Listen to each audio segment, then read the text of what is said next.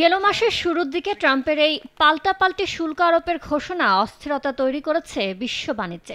এক সপ্তাহের মাথায় ৯ এপ্রিল তা ৯০ দিনের জন্য স্থগিত করলেও ওয়াশিংটনের বাণিজ্য নীতি কৌশলকে নতুন করে ভাবতে বাধ্য হচ্ছে বিশ্ব।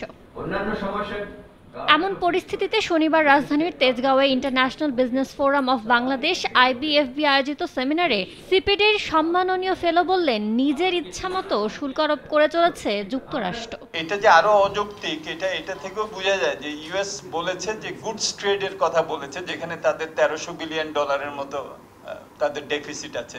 সার্ভিসেসে তাদের $295 বিলিয়ন তাদের সারপ্লাস, ওইটা নিয়ে কোনো কথা নেই। এ সময় মার্কিন বাণিজ্য নীতির সমালোচনা করলেও দেশটিকে সঙ্গে রেখেই রফতানি বাজার সম্প্রসারণের পরামর্শ দেন AmCham সভাপতি। We have to go for export diversification, but we cannot say no to US.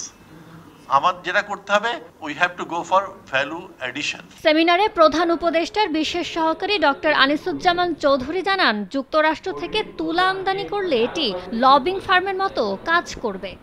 সেখানে আমাদের কোনো লবি নেই। ইউএসএ তে আমাদের জন্য কথা বলার জন্য লোক নেই। ইউএস এর ইকোনমিতে farm lobby is a extremely strong lobby.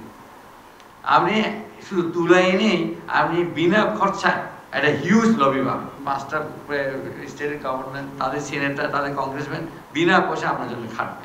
It was done strategically to get that lobby on our side, যারা আমাদের জন্য অন্য জিনিসগুলোর জন্য তখন তারা ফাইট করবে। অন্য দেশের সঙ্গে অর্থনৈতিক কূটনীতি জোরদারে কাজ করা হচ্ছে বলেও জানান প্রধান উপদেষ্টার বিশেষ সহকারী। জানু শিফাত, সময় সংবাদ, ঢাকা।